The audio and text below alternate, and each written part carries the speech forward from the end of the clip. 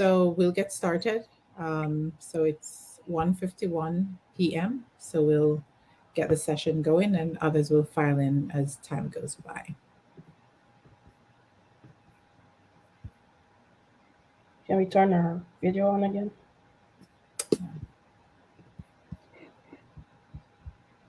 Okay.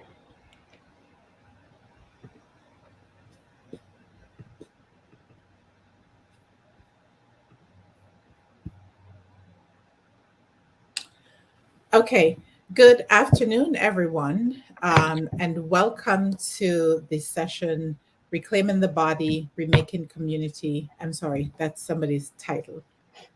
I'm not seeing the title here. Right. Raising Children, Raising Empire, Reimagining Caribbean Motherhood Through Radical Acts of Care.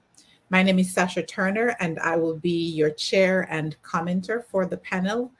We have three very exciting papers today.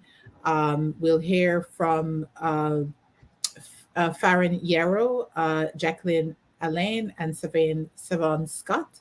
And I'll follow the order that's in the program just so that, if people are coming in and out of other sessions, they'll be able to time the papers as they come in.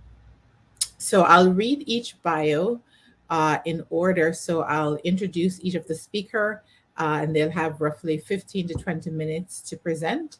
And then we'll take the other speaker and I'll introduce them as we go along. Okay. So first up, we have Farron Yarrow, who is a CHCI ACLS Fellow at the Institute of Advanced Studies in the Humanities at the University of Edinburgh, and a postdoctoral associate in Gender, Sexuality, and Feminist Studies at Duke University, where she received her PhD in History in 2020. Congratulations. Next year, she'll be an NEH postdoctoral fellow at the Alejandro Institute of Early American History and Culture. She's a historian of Latin America and the Caribbean, specializing in gender studies and the history of race, health, and medicine. Her current book project, Atlantic Antidote: Race, Gender, and the Birth of the First Vaccine, is a study of consent and early modern vaccination in the Age of Revolution. Her writing has appeared in the Recipes Project, The Panorama, and the Age of Revolutions, and her research has been supported by the ACLS, Fulbright Hayes, and the Andrew W. Mellon Foundation, the John Carter Brown Library, and the Newberry Library. Farren, you're up. Thank you so much for that introduction. I'm going to go ahead and share my screen.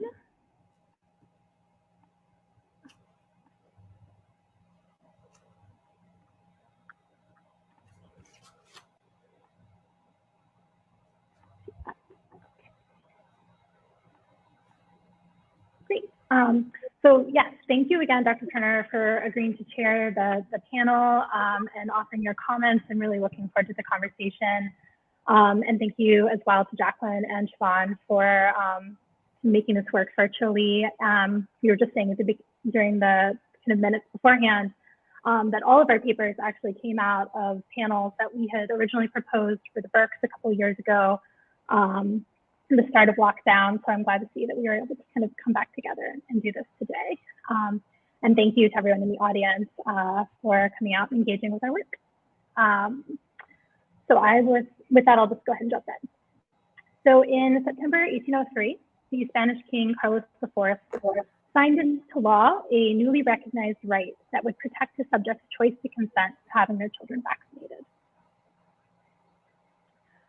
Based on their authority as parents, this ordinance came out of plans to launch a Crown-sponsored expedition, one that would carry the newly discovered vaccine across the Atlantic and ideally immunize the entire empire against smallpox. In advance of the expedition, José Antonio Caballero, the Spanish Secretary of State, circulated the order to representatives posted throughout the empire, alerting them that the royal expedition would soon arrive. The circular instructed local leaders to aid the crew and explained that the vaccine would be transmitted arm to arm through the bodies of orphan children, children who would then incubate the vaccine for a period of days and then need to be replaced along the way. So it would be up to local authorities to persuade parents to vaccinate their children, and in some cases, even surrender them to the expedition. From there, they would use the children to sustain the vaccine and transport it along the next leg of their global mission. And so this map here shows you the path of the ship that left from Spain and literally went quite literally around the world. So as part of a philanthropic project, these children were not to be taken by force. Royal authorities mandated that doctors' work should be carried out with, quote, the most gentle means deemed appropriate and in conformity with Christian morality. To this effect, the minister gave clear instructions that to replenish some children when the situation calls for it, orphans are preferable where they can be found. Proceed with the consent of their parents if they are known, with the knowledge that they will be well treated, maintained, and educated until they have an occupation or a post with which to live in accordance to their class and return to the towns from which they came. However, as with most royal laws and edicts issued in Spain, the realities of the colonial context created untenable contradictions, exacerbated by the ambiguous status of mixed-race communities. The Crown may have refused to mandate compulsory smallpox prevention, but as with so many dictates surrounding free will, conversion to Christianity being the most notable, the question of volition was fundamentally shaped by the ethnic, racial, and gendered categories by which authorities recognized their supplicants. So under these circumstances, what did freedom of choice really mean for parents and for children who were compelled to navigate epidemic disease, new means of prevention, but also the social and political unrest that unfolded in that moment during the French and Haitian revolutions? Disease prevention did not escape these transformations, but were intimately shaped by their racial and sexual politics. Debates over geopolitical rivalries, parental rights, and even the abolition of slavery all became embedded in debates over new means of preventing disease. Undergirding these concerns were fundamental questions about the politics of care. For Spanish authorities, healthcare became a powerful ameliorative measure that might reconsolidate empire, then threatened by anti-colonial and anti-slavery rebellion. Smallpox prevention played a key role in this reclamation project, one that allowed new interventions into the lives and bodies of imperial subjects under the auspices of humanitarian care. But free and enslaved mothers had their own ideas about both care and smallpox prevention, and though not all mothers refused the vaccine itself, many refused the colonizing logics by which it was introduced.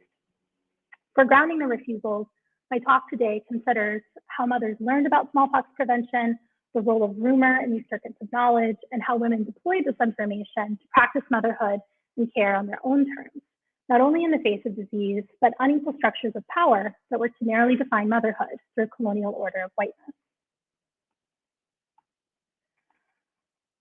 So not all parents were allowed to make decisions about smallpox for their children, but these exclusions, though they fell along lines of race and gender, were framed by authorities predominantly as a problem of expertise, concept that in turn was a central component of how the Spanish articulated consent at the turn of the 19th century. So notably, consent to vaccination was figured as a natural right granted to fathers, predicated on the belief that men were uniquely capable of rational thought. Heads of household were allowed to evaluate the efficacy of immunization and make informed medical decisions for their wives, children, and slaves. And this emphasis on knowledge underwrote the definition of consent, or consentir, which appears in multiple entries in the 1803 Royal Spanish Academy's Diccionario de la Lengua Castellana, which I have excerpts of it here on the screen. So the dictionary variously defined consent as, quote, to permit something or to condescend to do it, to believe, to have or know something for certain, and to be compatible, to suffer, and to admit. And a fundamental ambiguity was written into this concept that could mean, to allow and to suffer all at once. And royal authorities employed this very ambiguity in doling out limited rights to parents to make medical decisions on behalf of their children. This framework of consent reflected the larger household structure of the empire itself. Royal and viceregal authorities framed the choice to vaccinate through Catholic doctrine, with the vaccine figured as a divine gift, one that essentially the king made possible through the children that were described as children of the king, as if they were his sons themselves. And with the children of these other families as subjects of paternal households that then mirrored the sovereignty of the Spanish king himself. So under these circumstances, consent was organized by racialized and gendered assumptions about knowledge, rights, and power that extended the patriarchal logics of Spanish colonial rule. And by patriarchy, I mean, following Bianca Premo, a whole integrated complex that accounts for, quote, the legal and social relations of power that join normative models of household governance to the larger legitimacy of Spanish rule, unquote. But although it was men who recorded this, the so-called natural right, on the ground, doctors recognized that mothers would play a central role in the progress of the vaccine and accordingly anticipated their concern and potential rejection. So for example, the expedition leader, Dr. Francisco Javier de Balmis, when he traveled from Madrid to New Spain, he brought with him 500 copies of a vaccination guide that's figured here on the screen, Tratado Histórico y Práctico de la Vacuna, which he translated from French, and he dedicated, quote, to the mothers of the family, quote, recognizing them as the arbiters of their households, at least when it came to the care of their children.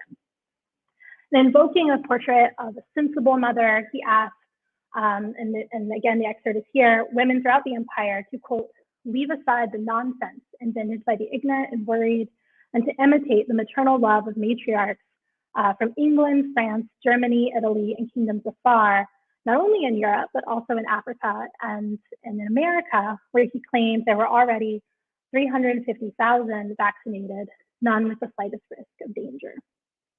And so it's because authorities knew that it was mothers who would dictate their children's care, we have evidence and examples of how women reacted to immunization, if framed through this authoritative lens of proper and improper motherly behavior. So, how did women actually learn about smallpox prevention?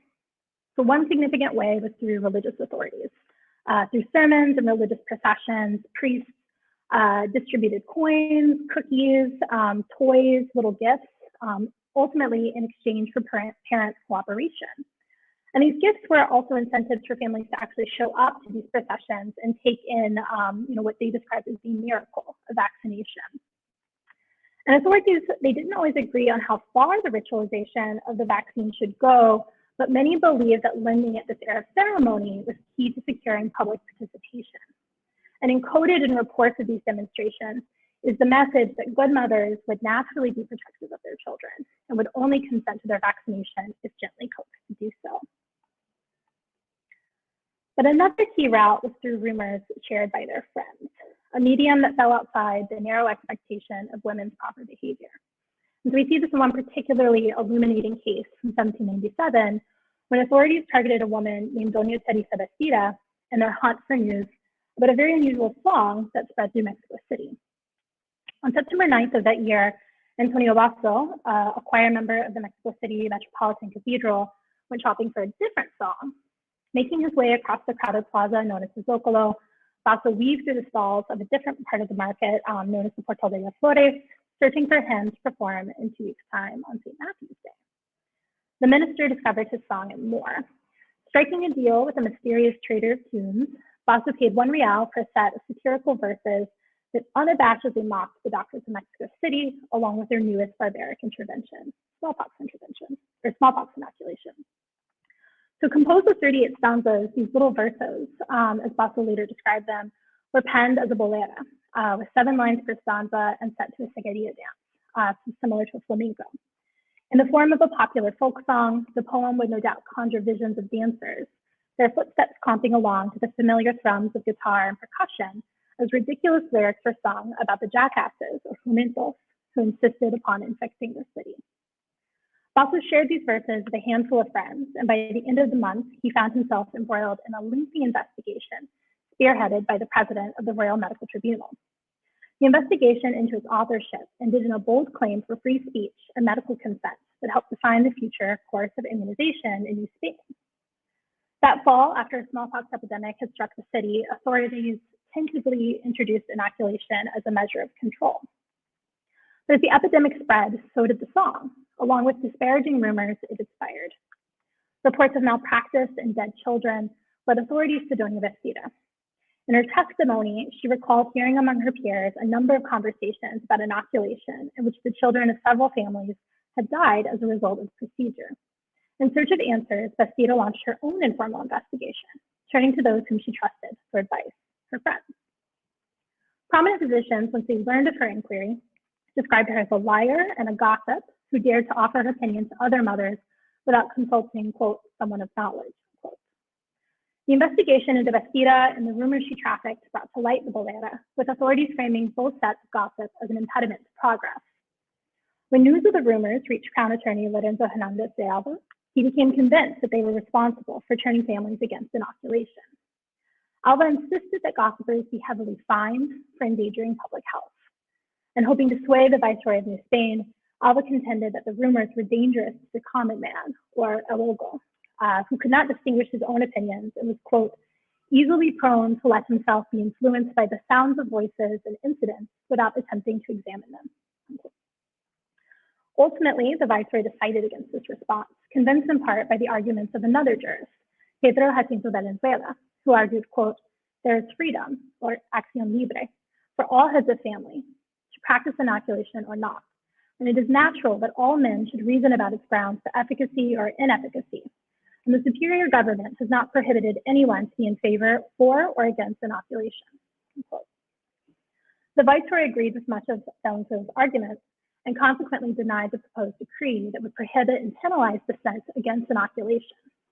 Immunization remained voluntary, and its efficacy continued to be lawfully debated. This was still the case in 1804, when the smallpox vaccine was later transmitted through a chain of orphaned and enslaved children from Havana to Mexico City. Vaccination, like inoculation before it, continued to spark debates about the risks of preventative technology and the rights of subjects to question it. What is worth noting here is that although officials in Mexico City glossed Vestida's queries as girlish gossip, and thus seemingly dismissed her concerns, they also relied upon her testimony as a key source in their investigation into the rumors of the song, and read alongside other sources, including reports, scientific literature, and even vaccination guides.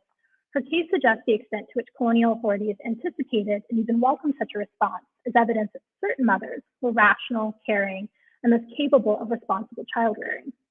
And in the Q&A, I'm happy to talk about any of those other sources, including the Mercier, which is taken from a vaccination guide published in 1801. These materials are useful lenses into authorities' expectations of women and ideals of maternal behavior. But if read against the grain, they can also help us understand how women made sense of smallpox prevention themselves and their specific anxieties and concerns, ones that sometimes had very little to do with the medical technology itself. Politics, religious beliefs, and interpersonal relations played a significant role in the decisions that mothers made about smallpox prevention and their children's well-being. Notably with vaccination, concerns over branding and kidnapping remained a latent threat that influenced how mothers throughout New Spain responded. That this remedy was proffered in exchange for colonial authority was not lost on parents living in Spanish America. And against the backdrop of imperial uncertainty, many interpreted the Crown's message of salvation as an implicit threat and even a way to quite literally mark servitude to the Crown. This is the case, for example, in several indigenous villages within the district of Mexicalcingo, where in 1808, authorities tried to reintroduce the vaccine after strains of it had previously died out. Though many families nearby did comply, a number of mothers in tributary towns fled to nearby mountains to hide their children away. Rumors surfaced that the king was abusing his power, using the vaccine to brand his subjects for enslavement, relying on the scar left behind to denote who belonged in servitude to the Crown. By 1820, such sentiments endured, and administrators in the area still struggled against vaccine opposition. This was especially the case, as the district governor put it, quote, among the Indians who repeat the lie that what is administered to their children to free them from smallpox is uncertain, saying instead that it is an iron or a brand that marks them, leaving them signaled as slaves, unquote. As throughout these campaigns, parish priests were called upon to deny such rumors and to persuade parents to comply. In this case, the district governor asked that the archbishop be informed and that the clergy join forces with him to, quote, remove from their minds the falsehood that they are marked as slaves, unquote. Despite their exasperation, authorities notably did not dismiss these rumors, but felt compelled to attend to them, recognizing that they would only succeed in their mission to vaccinate if they addressed and alleviated parents' concerns.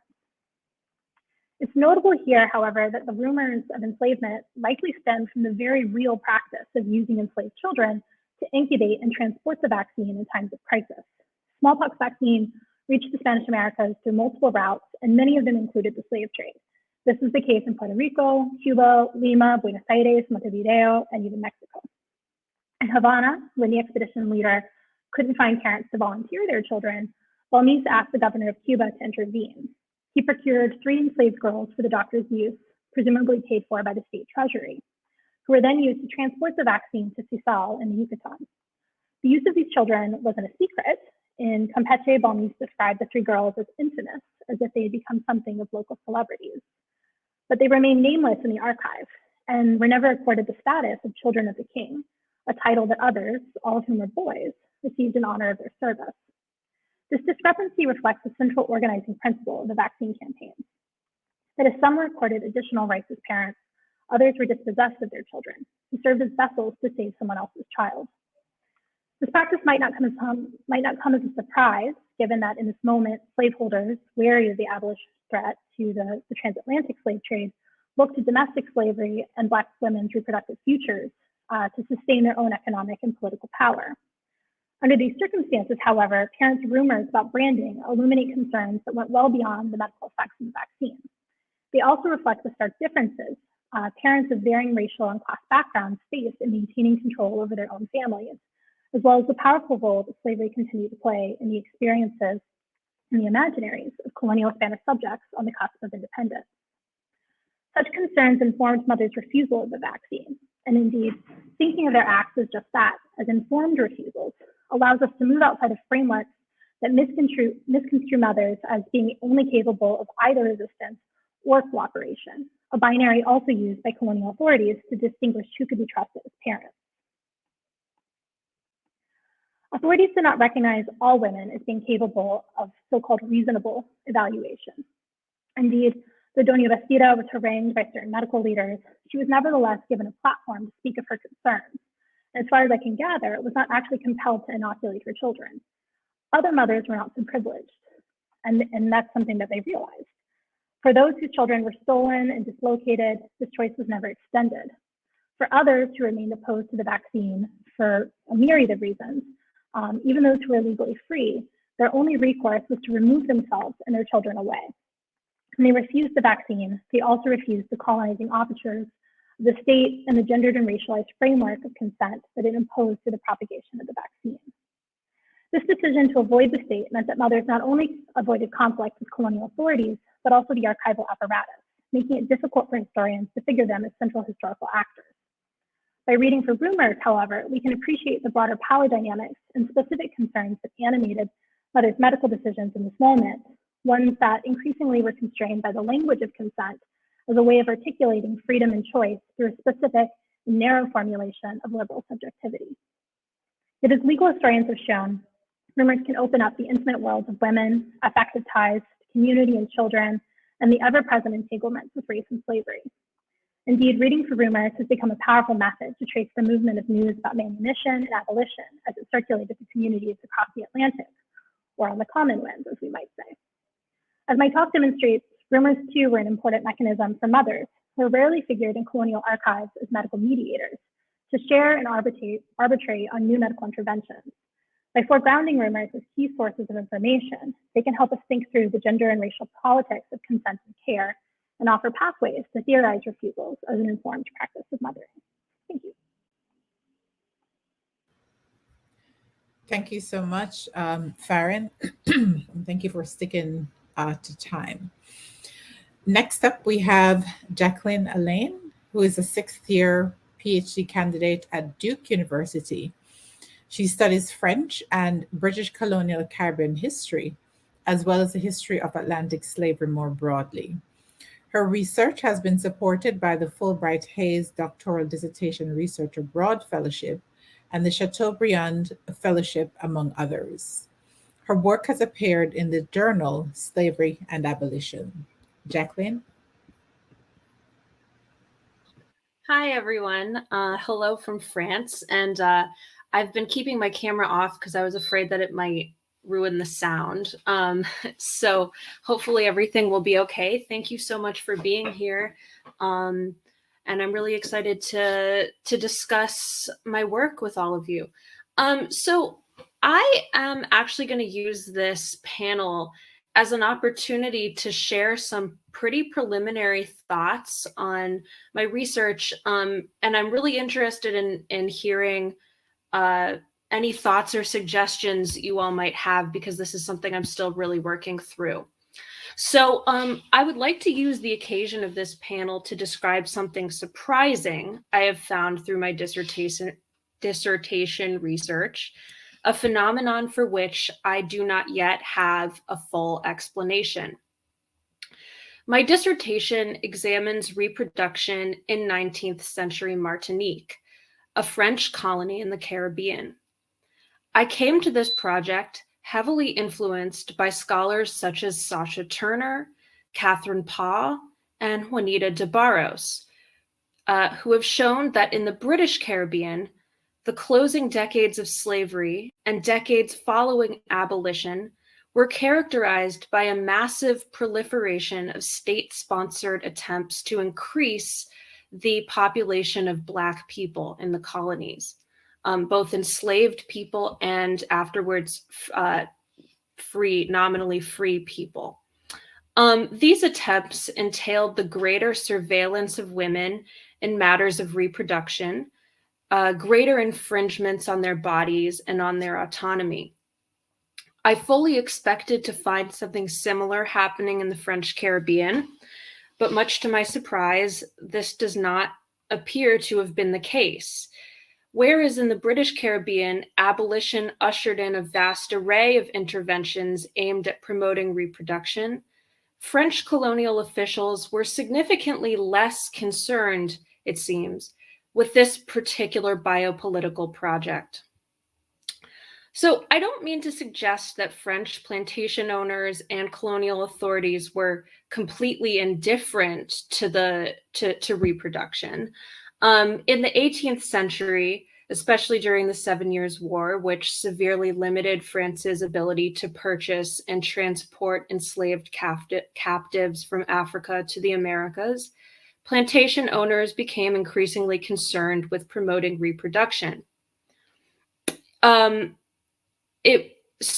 not saying that they were completely indifferent. In the 19th century, and in particular during slavery's closing decades, plantation owners' attention to matters of prenatal care and childbirth did intensify somewhat. Nevertheless, the process was slow. Doctors sought to capitalize on plantation owners and other authorities' slowly growing concerns about population increase by insisting that their medical expertise was necessary to ensure healthy births. They did this in large part by disparaging the skills and competence of matrones. Matrones are like kind of lay midwives.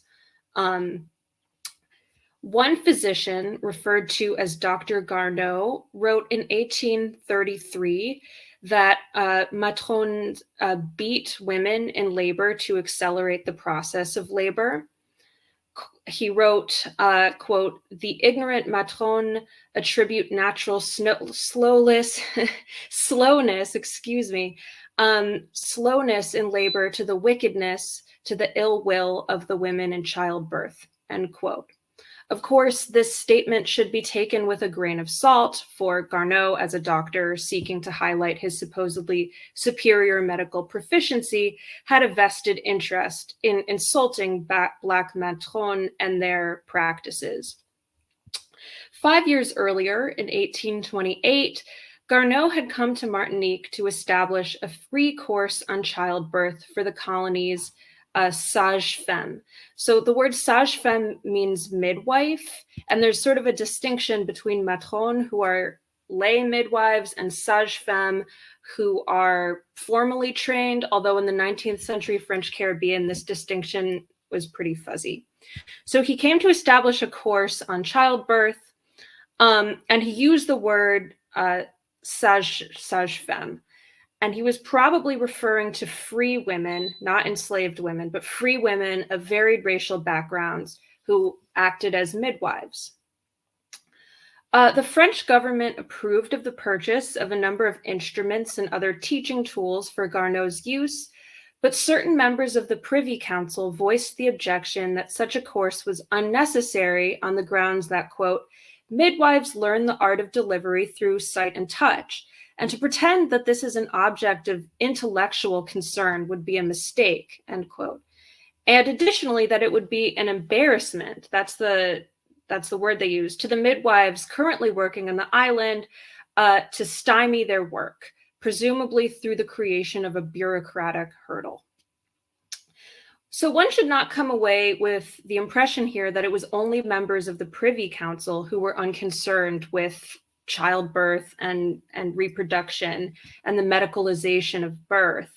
In 1836, a medical student in France published a thesis on medicine in the French Antilles, and he neglected to mention reproduction, sexual health, or child mortality altogether, or maternal mortality.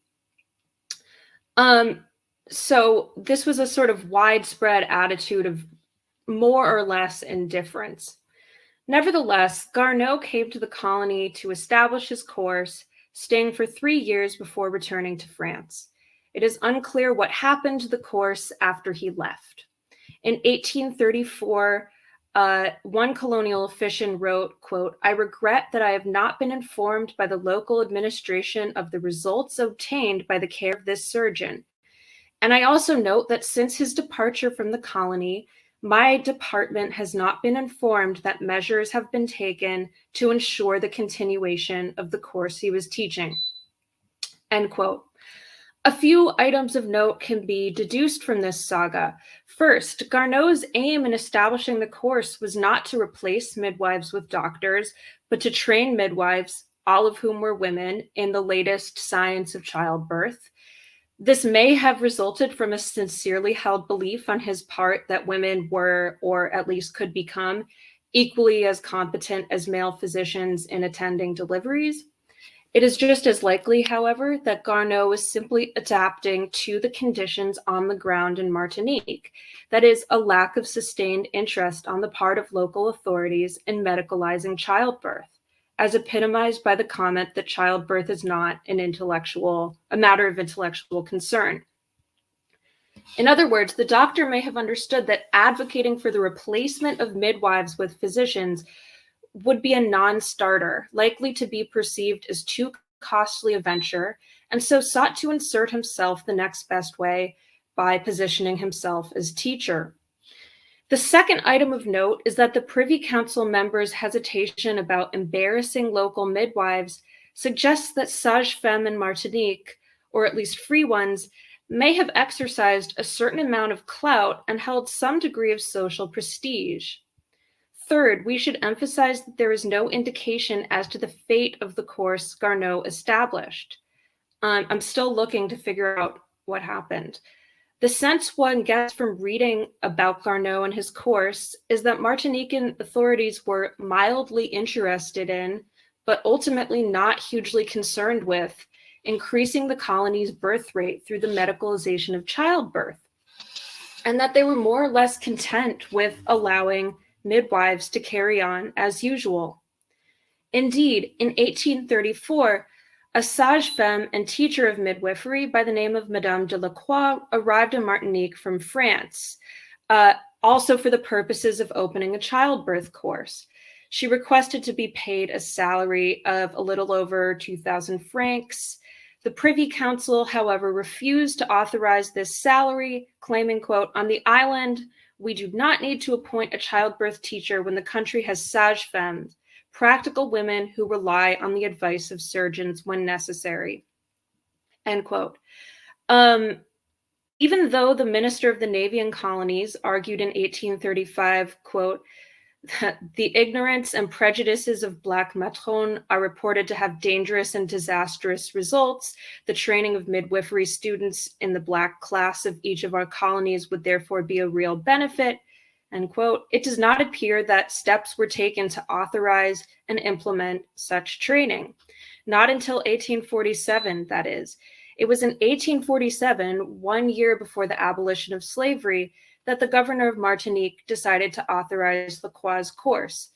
Midwifery training was to be offered free of charge to women who could read and write and who could present a certificate of upstanding life and morals. I'm not exactly sure what that certificate entailed, but At the end of their training, midwives would be licensed to work by the Board of Health. So it was therefore only 1 year before abolition that the local government decided to train midwives.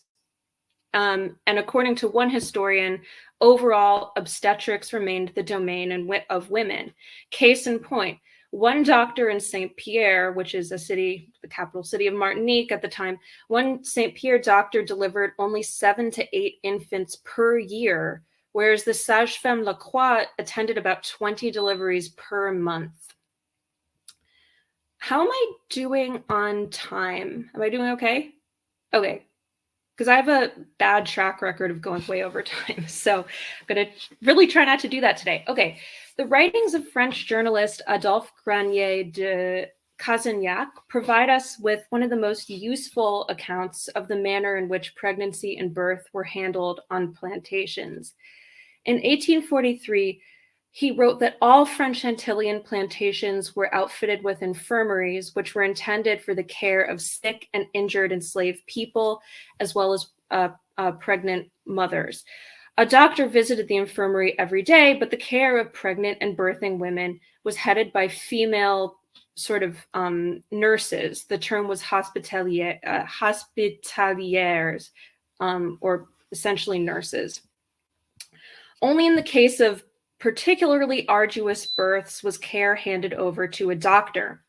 In Cassagnac's view, pre- and postnatal mothers received adequate, if not luxurious, care, in his opinion. For one thing, he reported, after the birth of a child, planters gave new mothers reprieve from work for 2 months, and after that provided them with time to breastfeed and gave them extra food rations to help the child grow.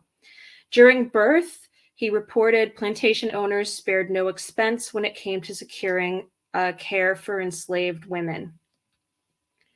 While there is no doubt that Cassagnac, an apologist for slavery, was overstating the cushiness of care for mothers, his descriptions of reprieve from work, increased food rations, and the intervention of physicians all align with similar trends in the British Caribbean and could reasonably assume to be an accurate reflection of what was going on in the French Caribbean at the same time.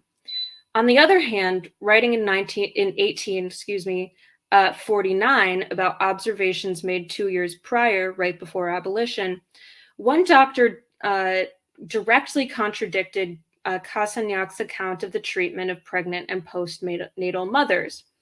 Dr. Roofs, which was his name, was not impressed with the treatment of postnatal mothers, exclaiming, quote, "Is it any wonder that, exposed to the sun, forced to engage in the continual movement required by the handling of the hoe, their perspiration is increased so that all other fluids and therefore milk are depleted?"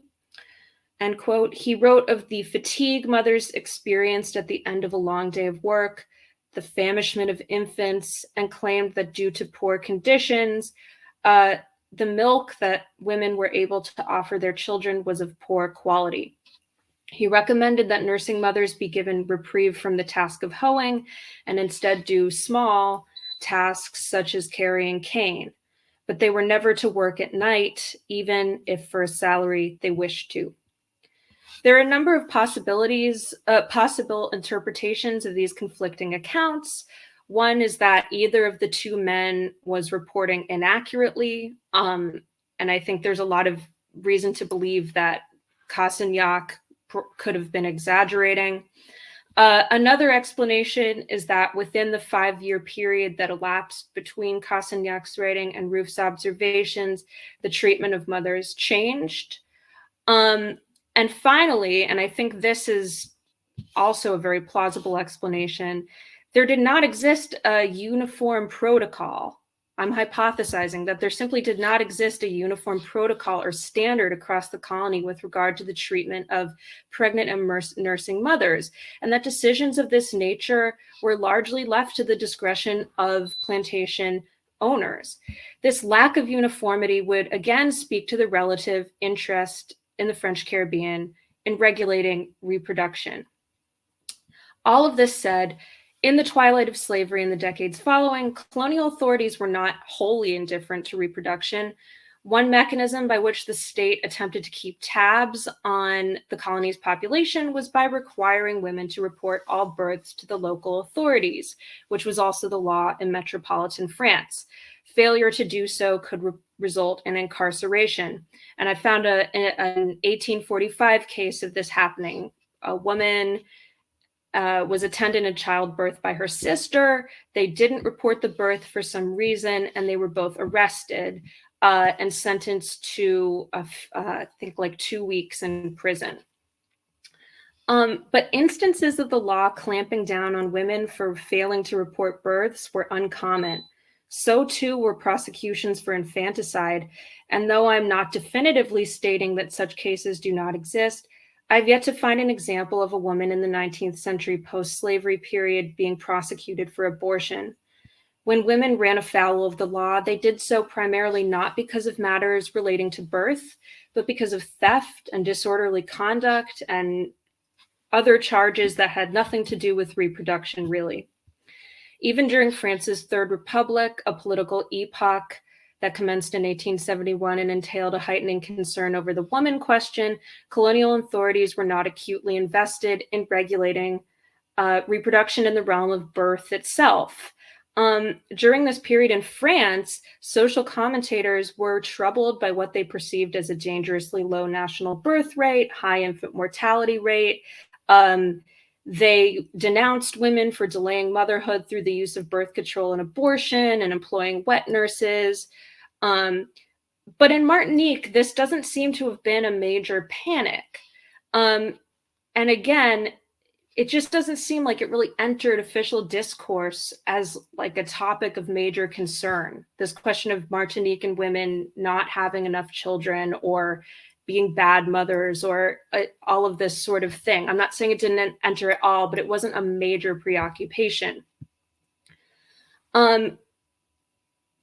So authorities were very interested in managing reproduction in the realm of family life. So they were interested in promoting marriage and the heteropatriarchal family among newly freed people of African descent. And this is a huge topic of discussion that I don't have time to get into right now.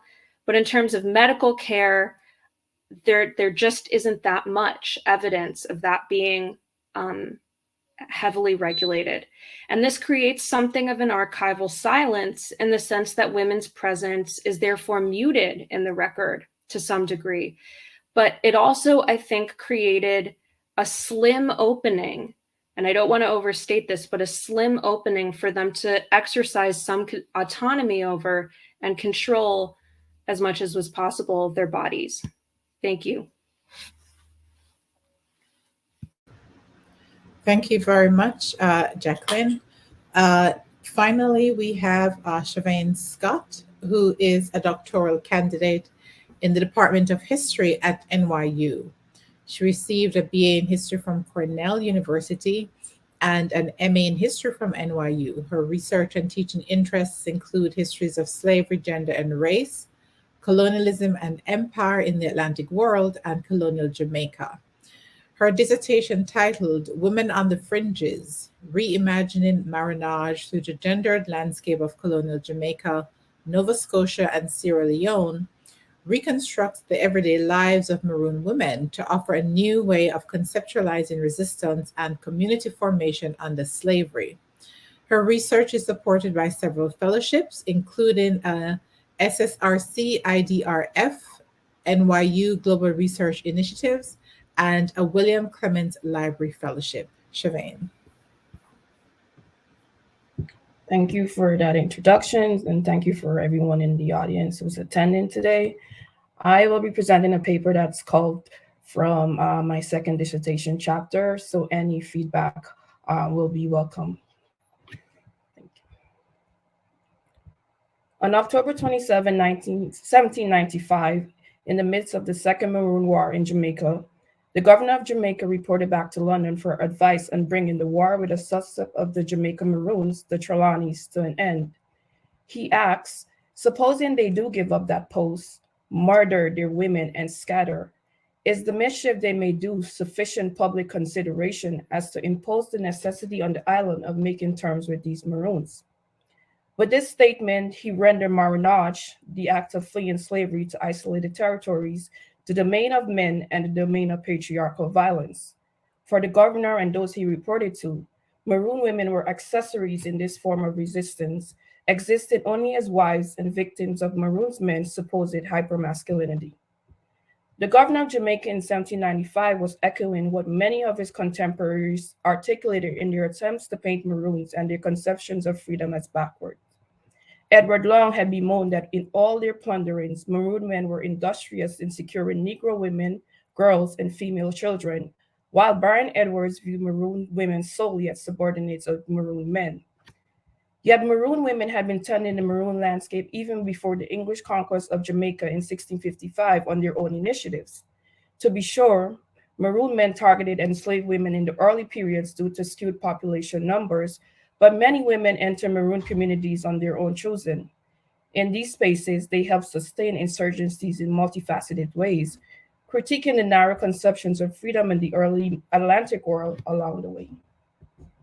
This paper uses the body and space as sites of analysis as articulated by scholars such as Stephanie Camp, Catherine McKittrick, Horton Spellers, Sasha Turner, and Jennifer Morgan to center reproduction and mothering as key reasons women chose the Maroon landscape in colonial Jamaica.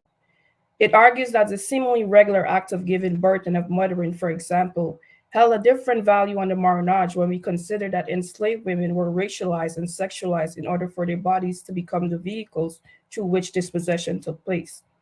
It looks at moments leading up to the First Maroon War and moments during the war itself, 1728 to 1739, to bring the experiences of Maroon women as mothers to the forefront.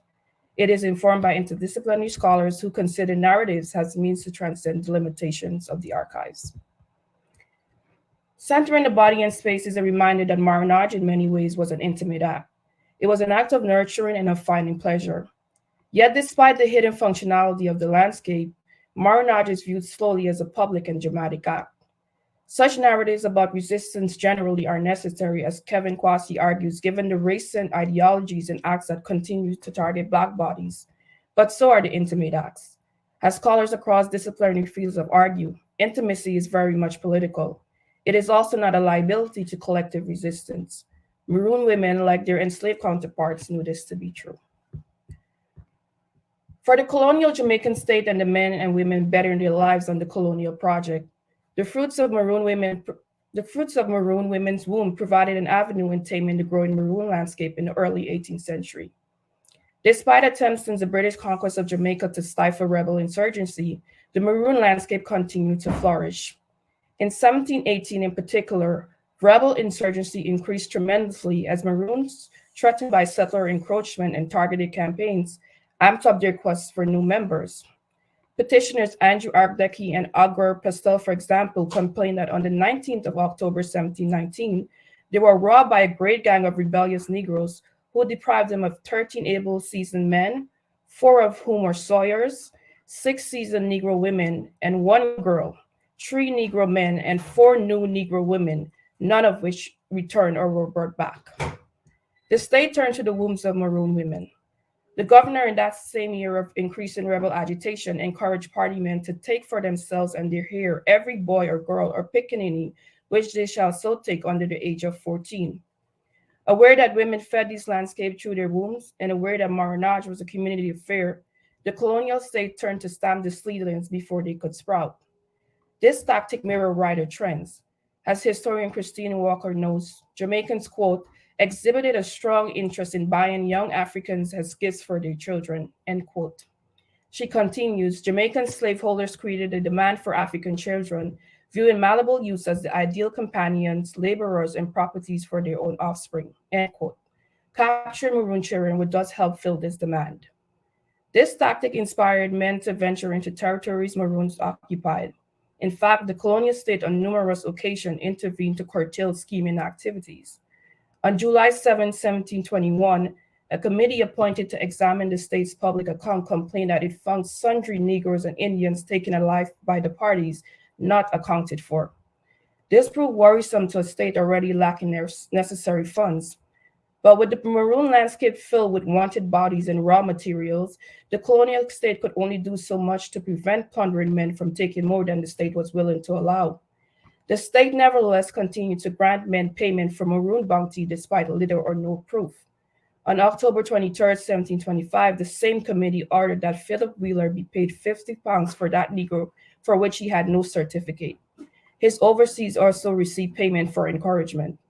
The colonial state desperately needed these men to lay out and build roads, to construct and man barracks, and of course to fight the torrential enemy living life on its edges.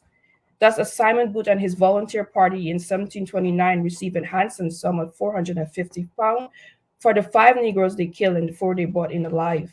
They also received as gifts 7 maroon children, the eldest not above 7 years old. While the colonial state and his men saw the maroon landscape as a place filled with marketable commodities and prizes, for the women and men, the landscape was a place that allowed for the reconstitution of communities in opposition to the state. It is not surprising then that Simon Booth and a party stumbled upon and killed 2 maroon women and 1 man that had been tending the maroon landscape for 40 years. Branded onto their flesh was the mark of Colonel Sutton's, whose slave rebellion augmented the maroon landscape leeward in 1690. Sutton's mark, TS, which was grossly enclosed by a heart, was a visible reminder of the commodified life these women and men left behind. The engrossed heart shows that slavery in many ways was an act of racializing rights and entitlement, as Sadia Hartman argues. Maroon women made the best of what life offered. Perhaps the older women who formerly belonged to Colonel Sutton took under their wings the 2 other Negro women that Booth party took alive. One who belonged to a Mr. Ripon fled 7 years prior, while the other entered the maroon landscape above 2 years. New and most likely younger, they certainly needed guidance in a terrain that differed from the built environment of the plantation. They would have been familiar, however, with community building that Marronage allowed for.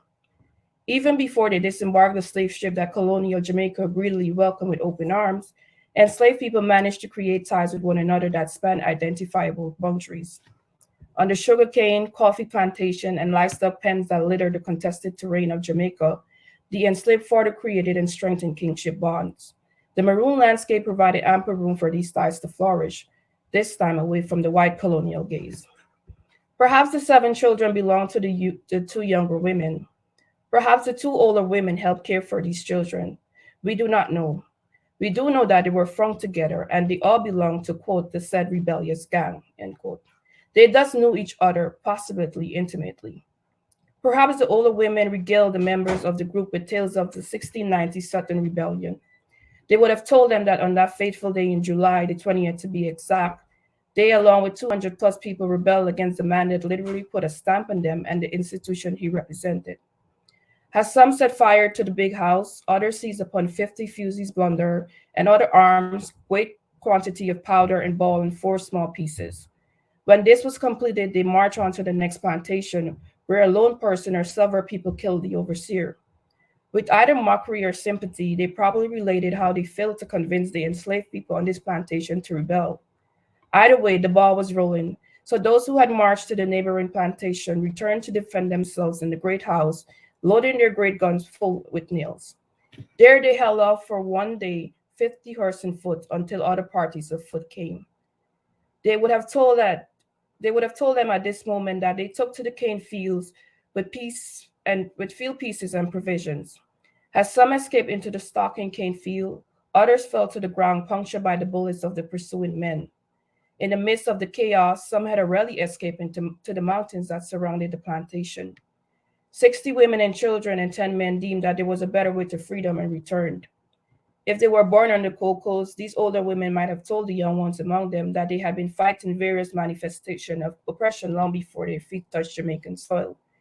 They perhaps said that although fear enveloped them, they did not return to the plantation because they had a long history of constructing and defining their world. Though they met their faithful death, the 2 old women most likely knew that the women like themselves would continue to enter and nurture maroon communities. A year prior, a Mr. George Manning sought financial help from the colonial state. Only 4 of his 20 slaves remained. George complained that, quote, in the night the runaway Negroes came and took away from the Negro house 7 Negroes, viz. 2 women and 4 men, full-grown and good slaves, and one young girl about 5 years old. Hoping to gain sympathy, he informed the state that he had moved his Negro from Wittywood to the settlement and brought 11 more good Negroes. He was thus one of the few willing to venture into Maroon territory. He did know that some slaves died, perhaps during the notorious seasoning period, but besides the 7 who were supposedly taken away, the others had, quote, left. Having a wife and 5 children, Manny bemoaned that he had 2 Negroes left to support him.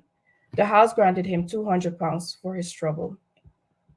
Enslaved women left the folds of men and women like Manning with hopes of supporting themselves and loved ones on their own terms. Their bodies and the products of their bodies were imbued with the utmost importance. The violence of slavery, after all, occurred on such personal terrain as Stephanie Kemp and others have poignantly noted. Whether new to Jamaican soil or born therein, their material body was susceptible to the material realities of slavery. In Jamaica as elsewhere, infertility, illness, and death loom large.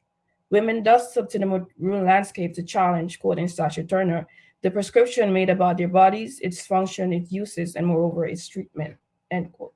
Central to this was the long-standing belief that African women labor without pain, that they were drudges whose sole purpose was to labor and reproduce wealth for men. Reproducing and mothering on their own terms figured Maroon's decision to enter the landscape. There, the terror, humiliation, and the pain enslaved women experienced at the hands of colonial health practitioners was no doubt tempered by the fact that the fruits of their wombs would be theirs and theirs only, and that a community of their own choice and making surrounded them. Familiar practices of care replaced the cold manners in which various medical personnel handled enslaved women. Perhaps the older women of the Maroon landscape took charge during these moments. During labor, Gold Coast women would have ushered distressed laboring women to one of the many water sources of Maroon territories. There, they would have bathed the women as they did on the Gold Coast to ensure delivery. After delivery, naming practices and other rites of passage suffused with the African past would have been carried out. If the pregnancy required termination, then the Maroon landscape provided needed aborifacient and practitioners capable of handling them. It also provided these things to the women whose ideas of freedom did not include their wombs. While it is important to acknowledge that reproducing and mothering matter less or were not even factors in some women's decision to take part in Marronage, these processes were nevertheless important for many other women in these communities. The archive, while silent on many aspects of Maroon life, frequently highlights the high number of children in Maroon communities. Some pointed to this fact to pin Maroons as vermin, people who were sexually prolific, and people who continued to infest colonial Jamaica if not checked. Such high numbers of children, however, proves that the oppositional practices Maroon women and men perform allowed the Maroon landscape to flourish. These practices included protecting Maroon children from the literal arms of the colonial state. This was one of Maroon's women's central tasks. During his examination on June 25, 1730, Captain Samuel Soper told the council that when he climbed the tree overlooking the valley where a Maroon town stood in June 1729, he saw the women and children of a Maroon town running up a steep hill in the direction of another town. The women, alerted by the screams of the children that Bahakras had come, had gathered the children in cloths and had taken to the hill. Nicholas Plysham, a party member, confirmed Soper's account, noting that once in the tree, he and Soper spied mostly women to the number of about 100 running away, with loads and a great many of children following them. This children's scream also alerted Maroon fighters who mustered very thick in the town with their arms, which they set against the end of a house. These fighters eventually got grounds of Soper and his crew. No Maroon casualties were reported, so we can assume that the women and children made it safely to the next town. Climbing the steep hill to the other town required physical and motor strength. The belief that the life that awaited them on the other side fared less in comparison to the one that the Maroon landscape offered.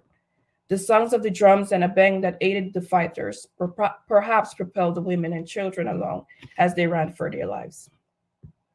The intimate moments that suffused these moments where women and children waited are lost to us. We do know that this was just one occasion in which where women and children congregated intimately. The Maroon landscape was dotted with towns meant to house only Maroon women and children, especially during these moments of warfare. James Knight writes that, quote, the women and children who commonly had their cloths and best movables ready for a flight made their escape to some other place or settlement appointed for a rendezvous in case of an attack or being defeated by our party, end quote. As they huddle in these places together, the women most likely comforted the scared children. Some perhaps offered comforting words. Others probably scolded crying children to keep quiet. In the midst, the women probably reassured themselves and each other. The spiritualists among them most likely went to work, calling on the ancestors and the pantheons of God that made up their spiritual technologies. Those with protective amulets probably held them tighter. The midwives and nurses most likely tended to cuts, scrapes, and other wounds incurred from the crime. After all, if the children of the maroon landscape were going to survive, all hands needed to be on deck. For maroon women, life was nevertheless more than these moments of warfare. The first time Captain Soper and Nicholas Spicesham climbed the tree, they saw the children playing. During his examination on October 1st, 1733, Sarah, a captured maroon, noted that the women of Nannytown, quote, and the men least noted for their courage perform all such work as is necessary for raising up provisions, making it accustomed to work one day and play the next. Play. For maroon women, the body, in addition to the maroon landscape, needed tendering. It was a sight that needed to feel pleasure. These moments of joy remind us that the beauty of resistance is within the intimacy it generated. That is, these moments interrupt the dominant narrative that resistance should always be dramatic and that pleasure has no place within it. The maroon woman was indeed a military warrior like her male counterpart, but she was also her mother, a mother. Her children were also just children. So while the archives hone in on the militarized aspect of Marronage, slippages occur that allow us to see and imagine the intimate moments of mothering and of being. Thank you. Thank you very much, Shavain. And thank you to all three of our presenters for three rich paper that offer critical insights into themes of the contested terrain of parental authority, the central figure of the mother and reproduction in freedom quests, and of course, competing knowledge and information systems, and the tension between metropole and colony, among many other themes that we could talk about. The paper, I think, raised important questions about the gendered meaning of freedom and the long shadow slavery cast over free subjects and their most intimate lives and decisions. My comments are more, are sort of less formal. They are more questions which are designed to engage conversation. So I don't sort of have, another paper that would be sort of summarizing your arguments. I think we all sort of have a clear sense of what you want to argue. So I have sort of three big questions for all three of you. And these questions are more sort of the historiographical questions. And then I have a few individual questions for you. So I'll raise my questions and you could, respond to any of them as you'd like now, or you could just sort of keep them for food for thought as you revise all of these rich works in progress. So one of the things that was clear from all three papers is that you're situating women, motherhood, and reproduction at the intersection of state control, medical intervention, and women's embodied authority. And of course, suggesting that the terrain, or I think it's Shavain who mentioned the sort of space on which freedom and slavery were enacted and contested, were not bound by straightforward concern of ending bondage. So it seems as if the notion of freedom extends beyond bondage. And the papers are signaling very clearly that freedom and slavery were enacted in multiplicities.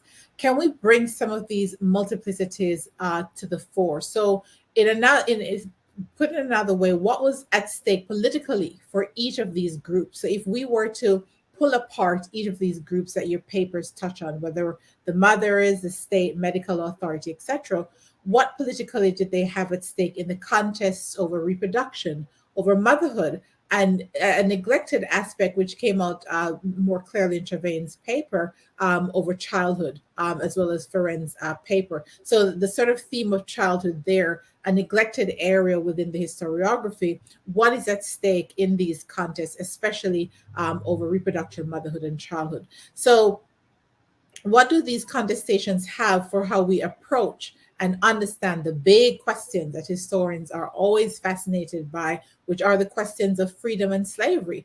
And most times when we think about freedom and slavery, it's often focused on one being possible only in the absence of others. The papers are signaling that freedom meant more than just being beyond slavery, but can we sort of bring to the fore the various multiplicities in which freedom and slavery is being articulated here in the embodied experiences, in particular, of women and children? So that's my first question. The second question sort of thinks about state and medical authorities' concern with population. So whether it's the size of the population, the rate at which the population is growing, the health of the population. And so we're seeing here throughout the papers that reproduction, motherhood, and the family were important matters of the state. They were not just simply private issues pertaining to the family. We're also seeing constructions of expertise and authority and debates over what constituted the appropriate reach of metropolitan authority into matters pertaining to the Caribbean as also taking place on the terrain of women's bodies. So the overreach of the metropolitan state into the colonial state isn't just over matters of governance, but we're actually seeing women's bodies figuring quite largely in these debates. How does each of your projects sort of imagine intervening on the illusion of the separation between the private sphere and the public sphere? So we're also at that historiographical moment where scholars are really, taking the historiography to task to say, there isn't that separation between the public and the private sphere. And I think each of you is actually offering significant commentary on this illusion that there is a separation. So more broadly, how do we understand intimacy as political, as a part of state and capital concern? The third question that I have for all three of you is I want us to spend a bit of time on the question of violence, another reflection of the historiographical moment that we're in, right? And to contemplate how adequate is violence as an analytic or linguistic tool for understanding the kinds of intimate claims made on women's bodies and how women spoke back, right? So is violence a sufficient tool to capture the many dimensions of the claims made on women's bodies that all three papers are highlighting? Violence comes out in all three papers, and violence is sort of understood in a very capacious way, especially when viewed from the vantage point of the slaveholding or colonial authority. So in essence, when pressure was applied on mothers to vaccinate their children or for Black people to marry, as we saw in Jacqueline's paper, this is interpreted as a kind of violence. But when we think about violence from the perspective of the enslaved, most of the times it's understood in a much more narrow sense, which is thinking through with Shavain's paper that violence is often understood as a form of resistance when it's encapsulated within militarized resistance, right? Picking up on Farron's paper, when we think in the register of women's resistance or refusal, the applicability of violence gets limited only to physical acts, right? So women's acts of refusal are understood as nonviolent.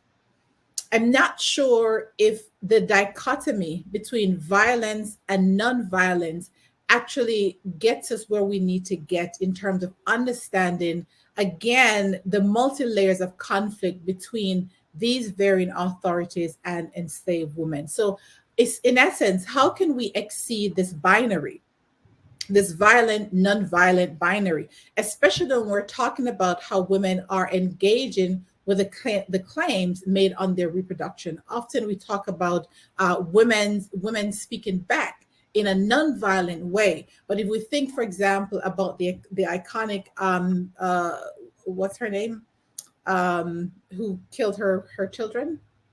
Margaret Garner. If we think about the iconic Margaret Garner case, we can see mothering taking on a very violent tone, right? So there seems to be an assumption that resistance, particularly gendered feminine resistance, takes on a nonviolent tone, but this seems to be not quite the case. So how can we sort of exceed that binary there? Jacqueline, I was very interested in the distinction created between French colonial interests in regulating reproduction in the realm of birth and their apparent greater investment in regulating marriage and family. So there seems to be a division between literally counting birth on the one hand, versus regulating marriage and family on the other. What is the source of this distinction between the two? At least in the case of the British Caribbean, regulating marriage and family, particularly encouraging monogamous Christian marriages, was tantamount to also managing reproduction, right? And it seems as if you're suggesting that this was not quite the case in the French Caribbean. So I was interested in, hearing why you're sort of seeing these two as two, managing reproduction by counting birth and managing reproduction by regulating the family. That why are you seeing this as two separate things in the case of the French Caribbean? The two seems intimately connected, at least from the vantage point of the British Caribbean, which of course is where I'm more familiar. Do you get the sense that they should be understood in separate terms, or is this a function of the sources that you're working with? So can you truly separate them, or is this another question of how the archive again is sort of rearing its head and making it difficult to see the connections between family, marriage, and reproduction when in fact there is a connection? Because it seems to me that all three of them are working hand in hand, but in very different ways. Farren, I was interested to learn about the mothers who did not refuse the vaccine and what animated their decision making. Your paper was sort of quite captivating, and it's a reflection again of the current political moment that we're living in. It's quite a timely piece. And so, there were women, your paper focused more on women who refused the vaccine, but I was curious or interested in learning about the women who did not refuse, the women who sort of, allowed their children to be vaccinated, and the kind of rationalizing that went into their decision making, and juxtapose that against the women who refused. So did the women necessarily see the vaccine as a colonizing overture, or did they see the long arm of the state extending into their affairs as a price they must pay for their children's health, right? So are they sort of seeing, okay, it almost is a necessary evil that the state is going to be part of their daily affairs?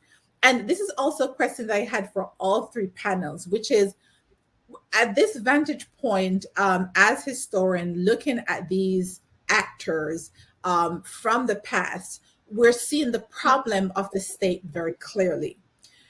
Did the actors that you're interested in see the state in similarly problematic terms, right? So did they have as clear a view of the state as we now as historians sitting here in the 21st century have a very clear vision of the state and sort of the problematics of the state, right?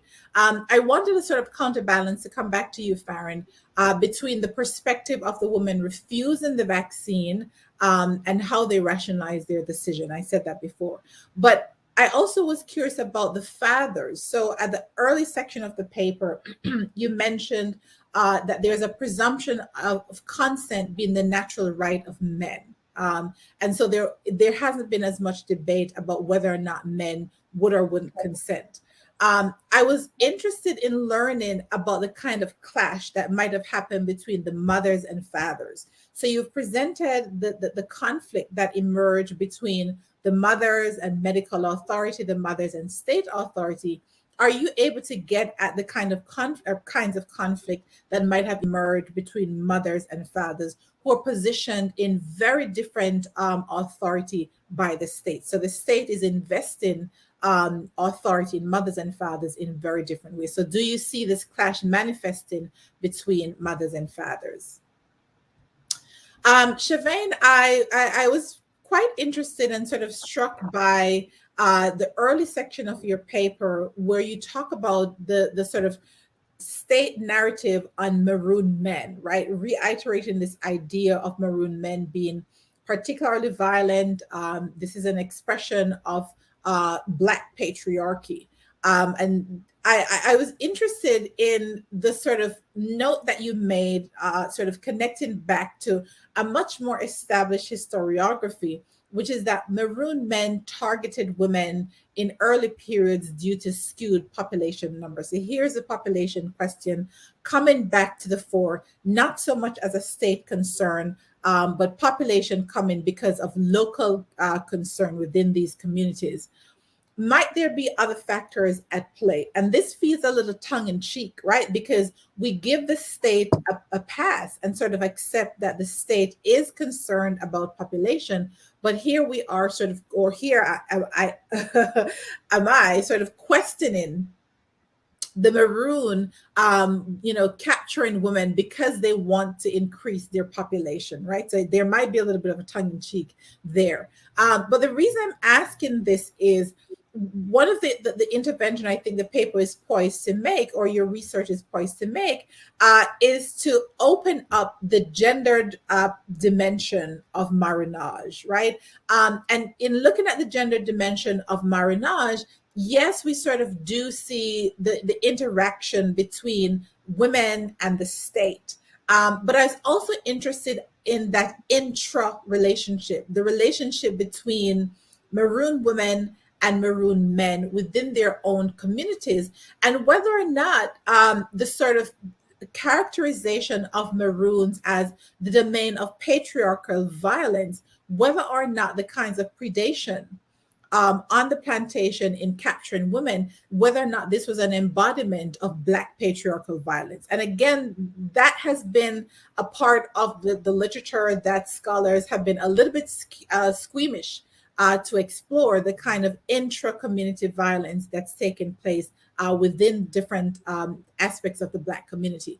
But how are you actually seeing Black patriarchy playing out among the Maroons? Because if we're going to be talking about, gendering marronage, there are multiple layers here of interaction that Maroon women are having. They're interacting not just with white patriarchy or the white state, but they're also interacting with Maroon masculine Maroon authority, right?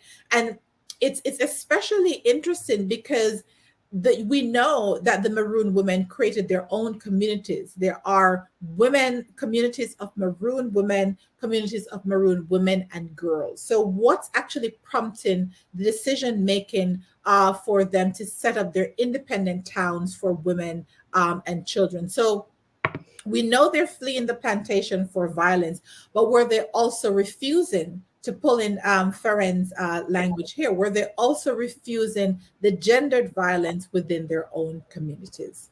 All right, so feel free to sort of jump in with a response, and then I'm going to take a look at the queue to see if we have any questions while you respond. So whoever wants to go first, please do.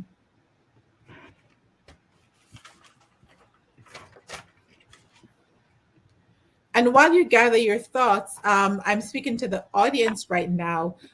If you have a question, please pose your question in the chat, in the Q&A, and I'll pose it to, okay, I see some questions here. I'll pose it to our panelists.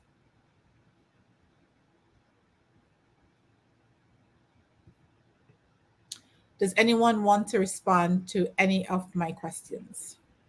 Sure, I can get us started. Thank you so much for these just really generative questions, and of course for reading our work. And it's really exciting to hear all the papers together. And as you noted, the centrality of I think in thinking about gender and thinking about reproduction, what it allows us to think beyond in terms of this binary that we often think about in terms of freedom and slavery, and thinking about how women conceptualize freedom, outside of the kind of vision of manumission itself as the end goal. And particularly, Shavain, like thinking about your paper and you talking about Marronage as an act of nurturing, right? I think that's a really powerful way of thinking about it, because it also gets us to thinking about, not just as an intimate act, but this is a word that didn't seem to come up today, but it's something I've been thinking about is actually the place of desire and what that does to disrupt the kind of, at least in my work, the kind of confines of consent as a particular language, because I think consent is doing a very specific kind of work that includes choices that sit outside this very kind of right-based definition of what freedom constitutes. And I think desire also, I think it kind of cuts across actually all of the kind of big historiographical questions, because desire allows us to think about the multiplicities of freedom as it was experienced or sought after, right, outside of manumission. It also, I think, speaks to this illusion that you mentioned, Dr. Turner, about public and private, that I think by focusing in where we can archivally, where women are articulating desire in lots of different fashions, right, allows us to really center not only the illusion of this kind of public and private divide, but the work that it did for the state in trying to police that border as if it actually existed. And then similarly, to your last point about thinking about, again, this binary between nonviolence and violence, and thinking about refusals, one framework of thinking about it, but also these different, again, acts that are not necessarily, if the language of nonviolence is not necessarily, doesn't have the purchase that we necessarily want it to, I wonder if desire allows us to get at some of that as well. So it's interesting that for me, at least, there is an arc across those questions that desire offers different entries into. So I can maybe open that up. I don't know if it's a thoughtful place to think with for the panelists as well. And then to your specific questions, I'd be thinking about the conflicts within the household between mothers and fathers is actually a really fascinating question, one that doesn't get documented in the archive as such, right?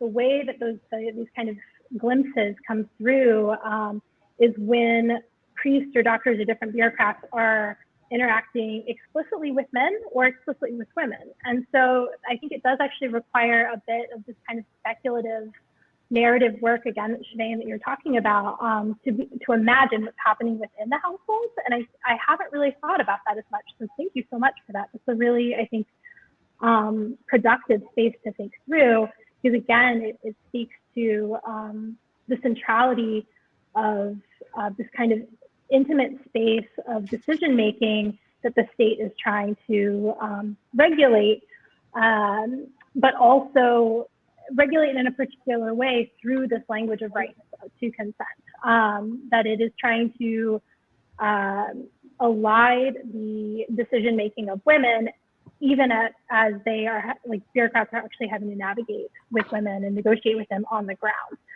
So that as a space to kind of narrativize and think through would, I think, actually be a really productive space to, or productive way through writing to kind of get at some of those slippages.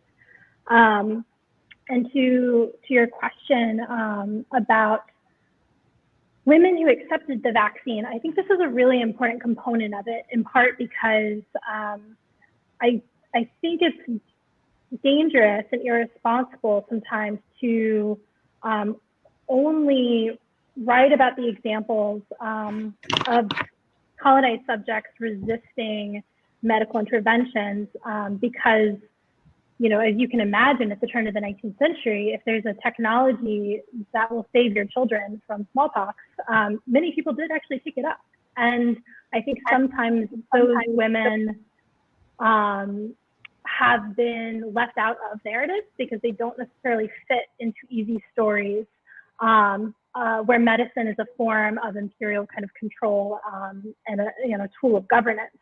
And so for me, refusals is a helpful way to to both keep that power dynamic really front and center, to think about the work that the vaccine and the language of consent is what that's doing for the state, and trying to distinguish, right, who fits into this very particular patriarchal vision of a household, and how medicine allows them, allows the state and colonial authorities to kind of maintain those borders without, obscuring the choices that you mentioned of women who either decide to collaborate with the state or cooperate with the state, as you put it, as a necessary evil to save their children. In other instances, I've come across examples that kind of hint that women are going outside of the state altogether, right? Because they're observing through these processions how the technology works. You're watching people be vaccinated. You learn how it happens. You're extracting the fluid from children's bodies and then inserting it into other bodies. So it's actually kind of a live demonstration. And so I've come across records that suggest that the women are just doing this themselves. So they're taking this technology. I mean, they understand how inoculation works. This has been happening for centuries. Particularly women in these communities that are not exactly maroon communities, but there are these spaces of in between, kind of in the mountains, particularly in Veracruz, where knowledge of inoculation likely would have, continued, and they're adapting that technology with the vaccine. So they're just sidestepping the state altogether because they recognize that this is a technology that has the possibility of saving their children or preventing this illness, but they're doing it in ways that don't necessarily fit with the kind of narrative and the goals of the state in imposing this technology in the first place. So that's an example of that. And I don't want to talk that much longer because I know we're running out of time. But thank you again for your comments and your questions. Yeah, thank you. Jacqueline, Shavain, I think there's a question for you, Shavain, in the chat. So I crave your indulgence for the audience that we may just take an extra few minutes. So it's from Alicia Hall. Yes, I think it's similar to your question. Okay, so would you like to respond? Yes, so this is the last question about violence. And I try to separate,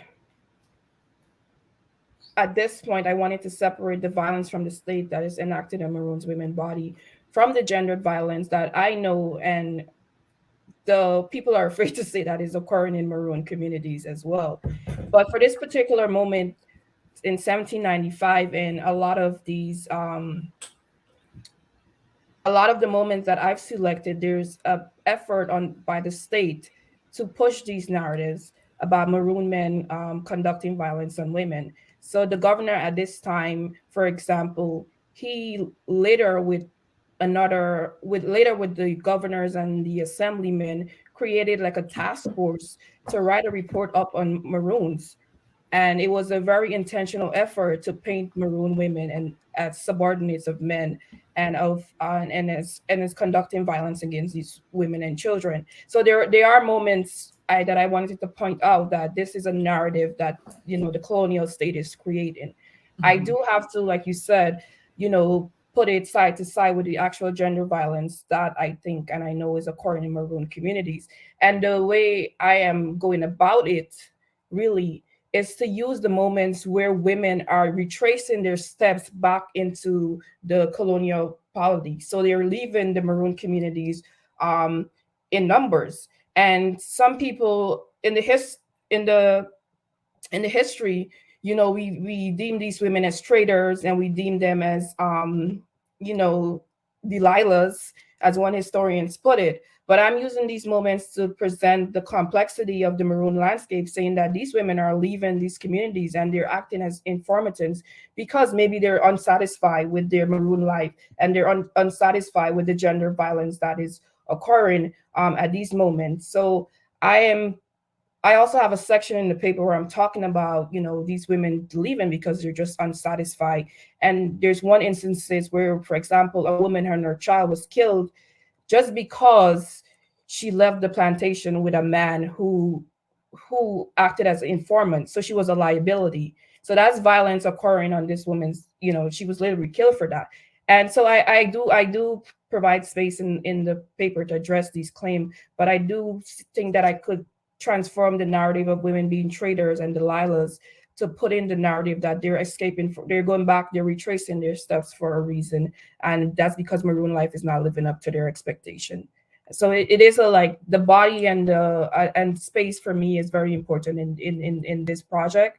And it's allowing me to show the multifaceted ways women are entering these communities for various reasons. And when the Maroon communities don't live up to their expectation, they're leaving it. And I think that's one point where I'm trying to, transform the scholarship now where it is.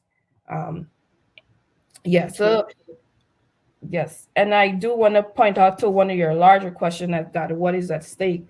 The stake is, to show how one of the arguments I'm making, and I might get a lot of trouble for it, but I do want to show that Maroon women in many ways, at least at this point in time, their life is really similar in a way to their enslaved counterparts on the plantation. So the state is, for example, consistently commodifying them, and consistently targeting their bodies in similar ways as what is occurring on the plantation. But just like the enslaved women on the plantation, they're resisted in multifaceted ways. So I'm just trying to bridge the gap between enslaved women and Maroon women, at least in this period, bring them closer to show how, this public and private sphere thing also doesn't operate for Maroon women in a way that it doesn't operate for enslaved women as well. Thank you. Jacqueline, would you like to add anything? No, you've given me so much to think about, you all have, and I'll just leave it at that and let everyone get on with their day. But thank you so much. This was amazing. Okay. Well, all that's left for me to do is to say thank you to all our panelists. I don't know how to give a virtual clap, so I'll just do a real one. And thank you to all the members of the audience who've joined us. Thank you so much, and I'll see you soon. Take care. Bye-bye.